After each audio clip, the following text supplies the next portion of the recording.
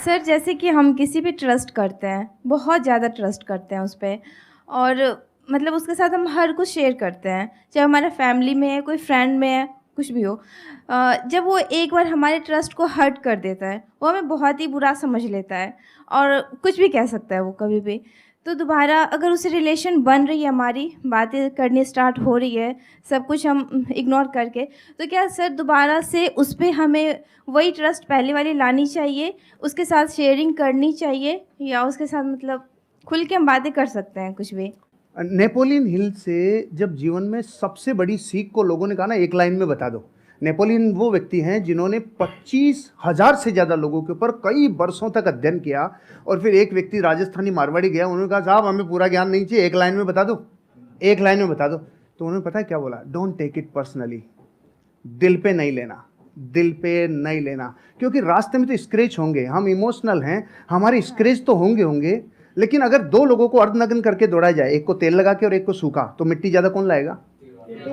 तो तेल लगाना बंद कर दो, यहाँ नहीं, दिल पे तेल लगाना बंद कर दो, हृदय पे लेना बंद कर दो, नहीं तो जैसे ही मार्केट में जाएंगे लोग तो आपको कुछ कहेंगे। तो पहली बात तो दिल पे नहीं लेना, क्योंकि दिल पे लेते लेते तो खत्म ही हो जाएंगे, फिर सबका दिल पे लेते चले जाएंगे। एक बात। दूसरी बात, आप कह रहे हैं दोबारा ट्रस्ट करें कि नहीं करें, सोच समझ के, विचार करके, क्योंकि जिस व्यक्ति ने एक बार ट्रस्ट तोड़ा है तो फिर वहां पर एक सिद्धांत लागू होता है, प्रेम भाव हो सब जीवों से, विश्व के हर जीव से प्रेम हो भाई, करुणा स्रोत बहे दुखियों पे, दुखियों पे फिर विशेष करुणा बहनी चाहिए, प्रेम भाव हो सब जीवों पे, करुणा स्रोत बहे दुखियों पे, दुर्जन में मध्यस्थ विभो, ये जो दुर्जन है ना उसमें फिर थोड़ा मध्यस्थ विभो उन पे, और गुणी जनों में हर्ष प्रभो, जैसे सर गुणीजन है तो ऑटोमेटिकली हृदय से एक श्रद्धा बहती है। तो प्रेम भाव हो सब जीवों में, गुणी जनों में हर्ष प्रभो, करुणा स्रोत बहे दुखियों पे, दुर्जन में मध्यस्थ विभो। दुर्जन से थोड़ा दूरी बना के रखिए, आगे बढ़ जाएंगे। ट्रस्ट तोड़ने का मतलब क्या? वो छोटा भी हो सकता है, बहुत बड़ा भी हो सकता है।